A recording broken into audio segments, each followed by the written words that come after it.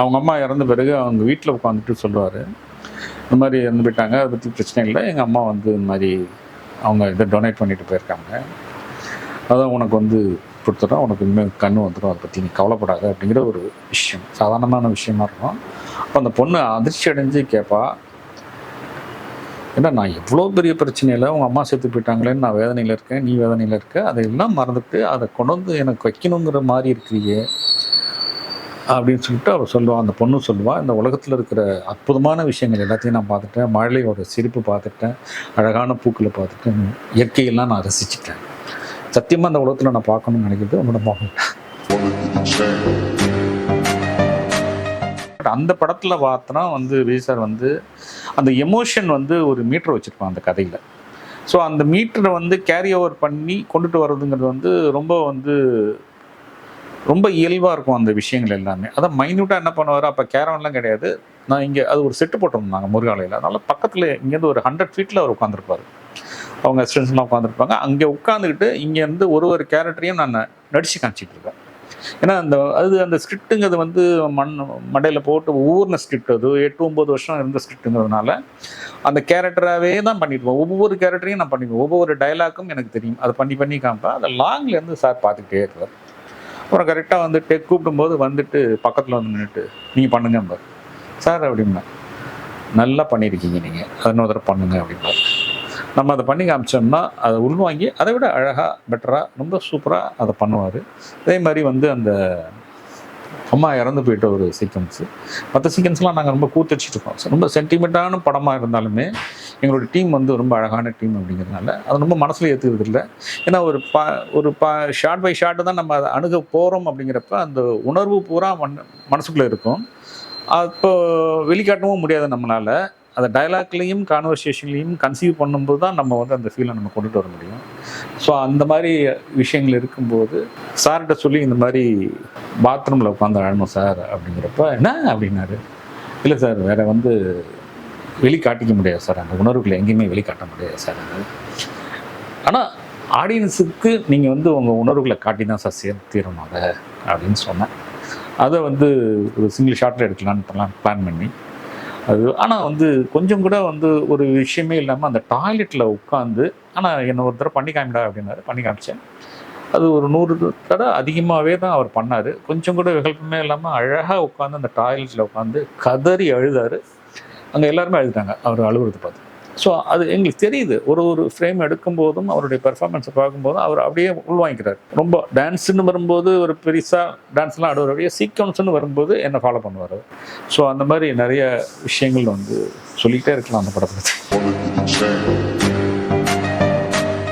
பிரபஞ்சம் வந்து உங்களுக்கு வந்து இந்த வெற்றி உங்களுக்கு எந்த வகையில் உதவுச்சு அப்படின்னு நீங்கள் கேட்ட கேள்வி வந்து ரொம்ப அற்புதமான ஒரு கேள்வி. ஏன்னா அதுக்கப்புறம் நான் நிறைய படங்கள் பண்ணியிருக்கேன், நிறைய வெற்றிகளையும் கொடுத்துருக்குறேன். இருந்தாலும் அந்த துல்லாத மனமும் துள்ளுங்கிற வெற்றி தான் என்னுடைய கடைசி வரைக்கும் வந்து நிற்கிது. இன்னைக்கு எனக்கு கொடுக்கப்படுகிற மிக பிரம்மாண்டமான மரியாதை அப்படின்னு ஒன்று இருந்துச்சுன்னா அது சத்தியமாக சொல்கிறேன், அந்த படத்தினால தான். படம் பெரிய ஹிட்டு, தர்பாராக வெற்றியாக இருக்குது. அடுத்து நான் என்ன பண்ணுறதுன்னு எனக்கு தெரியல.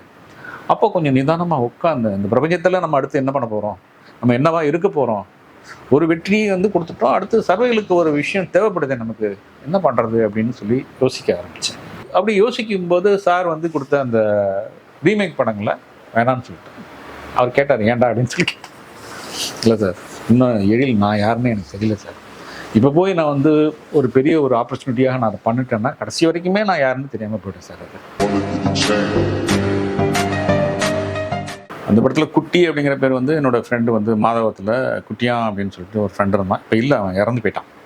அவன் கொஞ்சம் உடம்பு சரியில்லாமல் இறந்து போயிட்டான். அப்புறம் மாதவத்துலேருந்து ஃபாதர் வந்து இங்கே பழவந்தாங்கல் ஷிஃப்ட் ஆனாங்க. பழவந்தாங்கல் ஷிஃப்ட் அப்போ அந்த கதை பண்ணிகிட்ருக்கேன். இப்போ குட்டி அப்படிங்கிற பேர், அந்த பேர் என்னமோ எனக்கு ரொம்ப பிடிச்சிருந்துச்சு. குட்டியா அப்படின்னு சொல்லி நான் பேசிகிட்டு இருக்கேன்.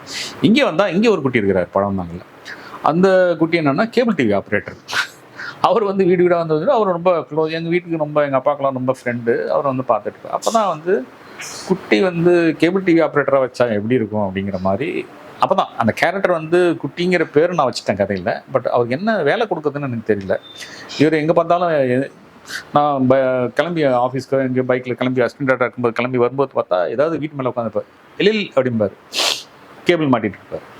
இந்த கேரக்டர் எனக்கு ரொம்ப பிடிச்சி. எப்போவுமே அவரை தரையில் நான் பார்த்ததே கிடையாது. ஏதாவது வீடு அப்போ எல்லாம் கேபிள் கட் ஆகிடும், எப்போ பார்த்தாலும் மேலே மேலே இருப்பாங்க. ஸோ அப்படி தான் பார்த்துருக்கேன். ஸோ அப்படி தான் அந்த குட்டி அப்படிங்கிற கதாபாத்திரம். ருக்மணி அப்படிங்கிறது வந்து ஒரு பொண்ணு என் கூட வந்து ஒரு அப்போ வந்து டிபிஎஸ்ன்னு கம்ப்யூட்டர்ஸ் இருக்கும். அப்போ அங்கே படிச்சுட்டு இருக்கப்போ ஒரு ருக்மணின்னு ஒரு பொண்ணு என் கூட படித்தாங்க. படப்படன்னு பேசுவாங்க, எதாக இருந்தாலும் அப்படி பொறிஞ்சு தள்ளுவாங்க. ரொம்ப ஒரு வித்தியாசமான ஒரு கேரக்டராக இருந்துச்சு. அந்த பேரும் எனக்கு வந்து ருக்மணி அப்படிங்கிற பேர் வந்து எனக்கு ரொம்ப ஒரு யூனிக்காக இருந்த மாதிரி இருந்தது. ஒரு கேரக்டரைசேஷன் அப்படிங்கிறது வந்து மாறிக்கிட்டே இருந்ததுன்னா அது வந்து இவர்கிட்ட எப்படி பேசுறது பழகிறது அப்படிங்கிறது நமக்கு வந்து கஷ்டமாக இருக்கும். மேக்ஸிமம் நம்ம அதை அவாய்ட் பண்ணிடுவோம். ஆனால் சில கேரக்டர் வந்து ஆரம்பத்தில் நீங்கள் எப்படி பார்த்தீங்கன்னா நம்ம அப்படின்னு பேசுனீங்கன்னா கடைசி வரைக்கும் நீங்கள் அப்படியே தான் போயிட்டு இருக்கீங்க. ஸோ அந்த மாதிரி இருக்கிற கேரக்டர்ஸ் தான் அவங்களுக்கு லாங்காக வந்து ஒரு நட்போடு வரும். ஸோ அந்த கேட்டகரியில் வரவர் தான் வந்து விஜய் சார். துலாம் பண்ணும்போது எப்படி ஒரு கேஷுவலாக நார்மலாக எப்போ பார்த்தாலும் ஒரு விஷயமா நம்மக்கிட்ட பேசுவாரோ அதுவே தான் இப்போ வந்து 25th இயர் ஃபங்க்ஷனுக்கு அப்போ நான் போய் பார்த்து மீட் பண்ணி பேசும்போதும் அதே மாதிரி தான் இருந்தார். அப்புறம் நான் எப்படி இருக்கீங்க அப்படியா அப்படின்னு நிறைய விஷயங்கள் என்கிட்ட வந்து அன்றைக்கி வந்து ஃபோன் பண்ணால் கூட வீட்டுக்கு ஃபோன் பண்ணி இந்த மாதிரி எடிட்டிங்கில் சாங் ரெடி சார் வந்துடுறீங்களான்னு, எங்கே இருக்கீங்க எடிட்டிங்கில், அப்படியே பைக் எடுத்துகிட்டு வாங்கலாம் வீட்டுக்கு. நான் இங்கேருந்து பைக் எடுத்துகிட்டு வீட்டுக்கு போனால் என் பைக்கில் ஏறி நேராக எடிட்டிங் ரூம் வந்துடுவார். அப்புறம் அங்கே போய் நான் வீட்டில் ட்ராப் பண்ணுறதும் நான் பைக்கில் தான் ட்ராப் பண்ணுவேன். ஸோ அந்த மாதிரி எப்படி எளிமையாக எப்படி கேஷுவலாக இருந்தாரோ இன்னை வரைக்கும் அப்படி தான் இருந்தார். நேற்று வரைக்கும் அப்படி தான் இருந்தார். இன்றைக்கி முதல்வர் ஆகிட்டார். இன்னும் அதுக்கு மேலே அவர் என்னவா ஆனாலும் சரி விஜய் சாராக தான் இருக்கிறாரு. நமக்கு முதல்வராகவும் இருப்பார்.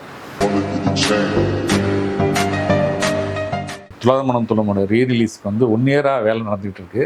சௌத்ரி சார் தான் கூப்பிட்டு சொன்னார். சின்னையன் அப்படிங்கிறத வச்சுட்டு நம்ம கேமராமேன் செல்வா எல்லோரும் தான் அதை ஒர்க் பண்ணாங்க. கிட்டத்தட்ட ஒரு எந்த பிரிண்ட் எல்லா பிரிண்ட்டும் அவுட்டு ஒரு 65-70 பிரிண்ட்டை செக் பண்ணி நிறைய விஷயங்கள் அதுலேருந்து கரெக்ட் பண்ணி அது ஒரு 6 மாதம் அவங்க ரொம்ப கஷ்டப்பட்டு ரொம்ப அழகான ஒரு பிரிண்ட்டை காமிச்சாங்க. நான் வந்து ஒரு 6 months பேக் போயிட்டு அந்த பிரிண்ட்டை செக் பண்ணேன். ரொம்ப பிரமாதமாக இருந்தது அந்த பிரிண்ட்டு. ஒரு சின்னதாக அந்த கடைசி அந்த டாக் வர போர்ஷன் மாத்திரம் கொஞ்சோண்டு கட்டாயம் இருந்தது. சௌத்ரி சார் கேட்டார், என்னடா பிரிண்ட் பார்த்தியா எப்படி இருக்குது நல்லா இருக்கா அப்படின்னு சொல்லி கேட்டாங்க. சார் அந்த ஒரு போர்ஷன் மாத்திரம் ஒரு சின்னதாக ஒரு கட்டிங் இருக்குது, மற்றபடி எல்லாமே கரெக்டாக இருக்குது சார், நல்லா இருக்குது அப்படின்னு நானும் பார்த்துட்டேன்டா, எதுவும் இல்லை ரிலீஸ் பண்ணலாமா அப்படின்னாரு. பண்ணாங்க. ஏன்னா ஆக்சுவலாக ஒரு 10 days அந்த படம் ரிலீஸ் பண்ணுறதுக்காக வச்சுருந்தாரு அப்படின்னுட்டு அன்றைக்கி அங்கே போயிருந்தப்ப கிட்ட சொன்னாங்க. பட் அந்த ரிலீஸ்க்கு மாத்திரம் சௌத்ரி சார் இருந்தான்னா ரொம்ப ஹாப்பியாக இருந்திருப்பார், ரொம்ப சந்தோஷப்பட்டிருப்பார். கண்டிப்பாக இந்த படம் தேட்டரில் இப்போது முதல்வராக இருக்கிற நேரத்தில் அந்த படம் வர்றதும் நல்ல விஷயம்தான். கண்டிப்பாக வரும், தேட்டரில் எல்லோரும் போய் பாருங்கள். காதல் அப்படிங்கிறது வந்து சௌத்ரி சாரோட கம்பல்ஷனே 2 கிளைமேக்ஸ் வச்சுருந்தேன். முதல்ல பிரிஞ்சு போகிற மாதிரி வச்சுருந்தேன், அதுக்கப்புறம் 2 பேரும் ஜாயின் பண்ணுற மாதிரி வச்சுருந்தேன். ஸோ ஜாயின் பண்ணுற கிளைமேக்ஸும் வச்சு நான் ஜெயிச்சிட்டேன். காதல் அப்படிங்கிறது வந்து ஒன்று சேராமல் இருக்கும்போது தான் அது அழகான காதலாக இருக்குது. நான் இது வரைக்கும் பார்த்ததில்லை. அந்த நினைவுகள் தான் நமக்கு வந்து ஒரு பெரிய ஒரு எக்ஸ்பெக்டேஷனை நமக்கு உருவாக்குது. அது ஒன்று சேரும்போது அது இயல்பாக மாறிடுது. அது ஒரு அரேஞ்ச் மேரேஜ் பண்ணிவிட்டு ஒரு சின்ன சின்ன பிரச்சனைகளோட குடும்பத்தை ஆரம்பித்து அது ஒரு 45-50 வயசுக்கு மேலே அந்த மனைவியை நம்ம புரிஞ்சுக்கிட்டு அதுக்கப்புறம் அவங்க குழந்தைகள் மேலே காட்டுற அன்பில் இந்த குடும்பம் வந்து அவங்க இல்லாமல் நகராது. நம்ம எவ்வளோ தான் சம்பாரிச்சாலும் அந்த வீட்டில் ஒரு மனைவி அப்படிங்கிற ஒருத்தவங்க இல்லைன்னா குடும்பத்தை நம்மளால் பார்க்க முடியாது. அப்படிங்கிறப்ப ஒரு தாயில்லத்தோட நம்ம ஒரு சகோதரியாகவும் வீட்டில் எல்லாமே வந்து பொறுப்பு அவங்கக்கிட்ட கொடுக்கும்போது அது வேறு ஒரு காதலாக மாறுது. ஸோ அந்த மாதிரி ஒரு காதல் வர்றதில்லை. இப்போ லவ் பண்ணது எல்லாமே பிரிஞ்சு போனால் தான் காதல்னு நான் சொல்ல வரல. லவ் பண்ணி சேர்ந்தவங்களுக்குள்ள நிறைய மிஸ் அண்டர்ஸ்டாண்டிங் வரும். குழந்தைகள்லாம் பிறந்து வளரும்போது அது வேறு மாதிரி ஒரு அன்பை நமக்கு வெளிக்காட்டும். காதலுங்கிறது அதுதான். உடனே ஒரு 10 நாள்லையோ 1 வருஷத்துலேயோ வர்றது காதல் கிடையாது. ஒரு முழுமையாக ஒரு மனித வாழ்க்கை முழுமை அடையும் போது வரக்கூடிய ஒரு அன்பு தான் காதல். அடுத்த ஜென்ரேஷன், இதுக்கு முந்தின ஜென்ரேஷன், அதெல்லாம் ஒன்றுமே கிடையாது. நிறைய பேர் சொல்லுவாங்க 2K கிட்ஸ் எல்லாம் வந்து அப்படி இப்படி ஆட போங்கப்பா அவங்க தான்ப்பா அழகாக காதலிக்கிறாங்க. ரொம்ப அற்புதமாக வந்து அவங்க வந்து மனசில் உள்ளதை பகிர்ந்துக்கிறாங்க. ஒரு தோழின்னா என்ன, ஃப்ரெண்ட்ஷிப்னா என்ன, எல்லாமே அவங்களுக்கு ரொம்ப இயல்பாக தெரியுது. ஒரு 10 நாள் 15 நாள் பழகுறாங்க. இல்லைப்பா அவன் எனக்கு செட் ஆக மாட்டேங்கிறப்பா அந்த பொண்ணும் சொல்கிறா, அந்த பையனும் சொல்கிறா, அந்த பெண்ணுக்கும் அந்த உரிமை இருக்குது. எங்கள் காலகட்டத்தில் பெண்ணுக்கு அந்த உரிமை கிடையாது, பையனுக்கு மாத்திரம் தான் இருந்தது. இந்த காலகட்டத்தில் பெண்ணுக்கும் அந்த உரிமை இருக்குது. அவன் எனக்கு செட் ஆக மாட்டான்ப்பா, அவன் கொஞ்சம் இதாக இருக்கிறான்ப்பா, இல்லைப்பா அவனுக்கு செட் ஆகிறான், என்னமோ அவனுக்கு என்ன பிடிக்கலப்பா. ஸோ இந்த மாதிரி கேஷுவலாக பேசிக்கிட்டு வாழ்வியலை வந்து அவங்க ரொம்ப அழகாக எதிர்நோக்கி நம்மளுடைய ஃப்யூச்சருக்கு இவன் செட் ஆவானா மாட்டானா, அதே மாதிரி ஒரு ஆணும் நினச்சி போகிறதுனால இது வந்து எனக்கு தெரிஞ்ச அந்த காலத்து காதலை விட இந்த காலத்து காதல் தான் ரொம்ப நல்லா இருக்குது. ஒரு மெச்சூரிட்டி இருக்குது. நிச்சயமாக வந்து ஒரு தேடல் இல்லாமல் இருந்திருந்தால் விஜய் சார் வந்து இன்றைக்கி வந்து முதல்வராக இருக்க முடியாது. ஒரு நடிகராக ஆகணும்னு ஆசைப்பட்டாங்க. அதில் ரொம்ப அழகாக சிறப்பாக வந்து உச்சத்தை தொட்டுட்டாங்க. அதுக்கப்புறம் ஒரு தேடல் அப்படிங்கிறத விட அவர் சூழ்ந்திருந்த நண்பர்கள் எல்லாம் எனக்கு தெரிஞ்ச நிறைய பேர் என்கிட்ட விஜய் சார்கிட்ட போய் நான் விஜய் சார்கிட்ட சொல்லியிருக்கேன், நீங்கள் வாங்க சார் ஏதாவது பண்ணுங்க சார் அப்படின்லாம் சொல்லியிருக்கேன் அப்படின்னு நிறைய பேர் என்கிட்ட வந்து சொல்லுவாங்க. அப்படியா, என்ன சொன்னார்? வரேன் அப்படின்னு சொன்னார் அப்படின்னு. இப்போ வாங்க வாங்க அப்படின்னு சொல்லி கூப்பிடும்போது அவருக்குள்ள ஒரு தேடல் வருது. ஓ, நம்ம வந்து நல்லா வந்தோம், நம்ம சம்பாதிச்சோம், நம்ம சுகமாக இருக்கும் அப்படின்னு இந்த வாழ்க்கையை எளிமையாக வாழ்ந்துட்டு போயிடலாம், அது தவறு கிடையாது. சரி, ஓகே, இந்த மக்களுக்காக ஏதாவது செய்யணும், ஏதாவது ஒன்று பண்ணணும் அப்படின்னு வர்றது வந்து ஒரு மிகப்பெரிய விஷயம். ஏன்னா இப்போ இங்கே வரும்போது வந்து இது வந்து ஒரு பொது தொண்டு தான். இது மக்களுக்கு வந்து செய்யக்கூடிய வந்து பொது தொண்டு தான். சினிமாவில் இருந்த ஒரு லக்ஸரி லைஃபை அவ்வளோ ஈஸியாக இங்கே கிடைக்காது. எல்லாமே இருந்தாலும் வந்து ஒரு 24 மணி நேரம்னா நம்ம வந்து ஒர்க்கிங் ஹவர்ஸுங்கிறது வந்து ரொம்ப பார்த்து நிறைய விஷயங்கள் பண்ண வேண்டியிருக்கு. அதுக்கு எல்லாத்துக்குமே வந்து ஒரு தேடல் இருக்குது அவர்கிட்ட. வைரமுத்துவரோட வரி மாதிரி தேடல் உள்ள ஒரு உயிர்களுக்கே ருசி இருக்கும் அப்படிங்கிற மாதிரி அந்த தேடல் அவர்கிட்ட நிறைய இருக்குது. கண்டிப்பாக அவர் இன்னும் தேடிக்கிட்டே இருப்பார். மாற்றங்கள் அப்படிங்கிறப்போ மக்கள்கிட்ட வந்து 100% எனக்கு தெரிஞ்ச அவர் நேர்மையாக இருப்பார். அவர் மாத்திரம் நேர்மையாக இருக்கிறத இல்லாமல் அவர்கிட்ட இருக்கிற அமைச்சர்கள் அத்தனை பேரும், எம்எல்ஏக்கள் அத்தனை பேரும் நேர்மையாக இருக்கணும். ஓத்து எடுக்கும்போது நான் பார்த்தேன், அந்த வீடியோ நான் பார்த்தேன். இதெல்லாம் வந்து ரொம்ப புதுசாக இருந்தது எனக்கு. எல்லா எம்எல்ஏவும் 234 பேரை நிற்க வச்சு கையை தூக்கி நான் நேர்மையாக இருப்பேன், தொகுதியில் லஞ்சம் வாங்க மாட்டேன் அப்படின்னு சொல்கிறது ஒரு சின்னதாக வந்து ஒரு ஸ்கூலில் பாடம் எடுக்கிற மாதிரி இருந்தால் கூட, ஏன்னா பை பர்த் வந்து அவர் அந்த மாதிரி குடும்பத்துலேருந்து வந்தவர் தான். ஸோ அதனால் வந்து கண்டிப்பாக சொல்கிறேன், 100% அவர் நேர்மையாக இருப்பார்.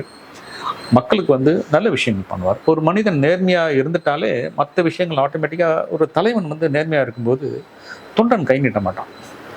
ஏன்னா தலைவனை பார்த்து பயப்படும், ஐயோ அவரே இப்படி இருக்கிறார், நம்ம என்னடா பண்ணுறது அப்படின்னு சொல்லிட்டு ரொம்ப படிப்படியாக வந்து அது வந்து கம்மியாகும். ஒரு கட்டத்தில் அது இல்லாமையே போகும். அரசியலில் வந்து ஒரு மிகப்பெரிய மாற்றம், ரொம்ப அற்புதமான ஒரு விஷயம். காசுக்கெல்லாம் ஓட்டுக்கு பணம் கொடுக்காம வந்து ஜெயிச்சு வந்திருக்கிறாரு. நிச்சயமாக அவரும் வந்து மக்களுக்கு நல்லது செய்ய காசு வாங்க மாட்டார். ஒரு பெரிய மாற்றம் தான் இது. அதே மாதிரி சினிமாவிலையும் அவர் நிறைய மாற்றங்களை எல்லாம் செய்வார். ஏன்னா தமிழ் சினிமா அப்படிங்கிறது வந்து நம்ம கம்பேர் பண்ணும்போது மலையாள சினிமாவோ, கன்னட சினிமாவோ, தெலுங்கு சினிமாவோ அப்படி ஃப்ளோரிஷாக ரொம்ப நல்லா இருக்குது. தமிழ் சினிமாவில் நிறைய குறைகள் இருக்குது. இப்போ நல்ல ஒரு அமைப்பு வந்திருக்கு. தமிழ் குமரன் மூலிமா ஒரு புதிய அமைப்பு வந்திருக்கு, ப்ரொடியூசர்ஸ் கவுன்சில் வந்திருக்கு. பெப்சியில் சுலமணி சார் இருக்கார், டைரக்டர் சுனிலையும் சுலமணி சார் இருக்கிறாரு. ஸோ இந்த அமைப்புகளெல்லாம் கையில் எடுத்து ஒரு ஆரோக்கியமான நல்ல மனிதர்கள் எல்லாமே அவருக்கு நண்பர்களாக இருக்காங்க. எஸ்எஸ்சி இருக்கார், அவரெல்லாம் வந்து கூப்பிட்டு வச்சுக்கிட்டு இந்த தமிழ் சினிமா ஆரோக்கியமாக இருக்கிறதுக்காக நான் நிறைய விஷயங்கள் கேட்ட உடனே கிடைக்கும். நல்ல விஷயம், அப்ரோச் வந்து ரொம்ப ஈஸியாக இருக்கும். தமிழ் சினிமா வந்து இன்னும் அடுத்த ஒரு அற்புதமான காலகட்டம் வரப்போகுதுன்னு நினைக்கிறேன்.